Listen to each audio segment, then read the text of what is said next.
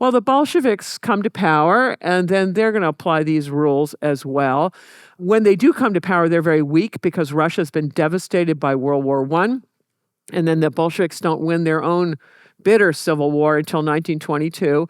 And so then as now, they relied on a really cheap but incredibly effective strategy of strategic communication. The Russians really understand other people's emotional life and what sets them at odds with each other, and they know just how to serve out the propaganda that sets people at each other's throats. And their propaganda is gonna help the Chinese really despise the Japanese and the Europeans, while Russia's even greater predations, the ones you've already seen, go unnoticed. So here's Lev Karakhan. He was a deputy foreign minister. In 1919, he sends a missive, his Karakhan manifesto, to the Chinese foreign ministry, and he says, hey, we're not imperialists, we're Bolsheviks. We're going to return all the lands from those unequal treaties and be your friend from evermore. Unlike all the other evil imperialist powers, we're not like that anymore.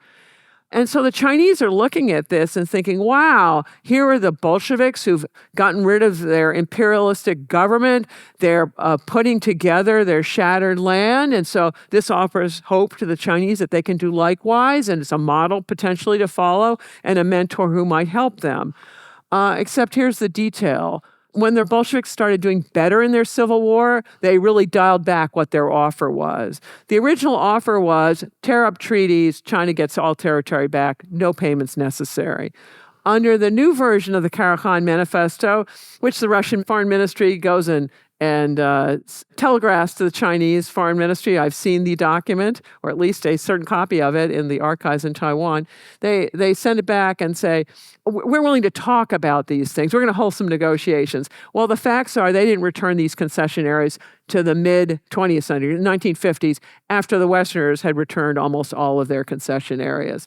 And this is not trivial. And when we think of concession areas in the age of imperialism in China, you think of British ones, right? Hong Kong. Well, Hong Kong isn't actually very big. The reason you know about Hong Kong is it makes lots of money, or at least it used to. And the Russian concession areas were huge, didn't make money, nothing. What else is new? But the Russians had by far the largest concession area of any other country. But from the Karakhan Manifesto is the origin of the myth of Sino-Soviet friendship, that the Russians somehow treated the Chinese nicely. And the foreign ministry officials who have known better, their government is overthrown within the decade, and presumably these documents just gather dust in the archives. If you enjoyed this clip, you can watch the full episode here and subscribe for more clips. Thanks.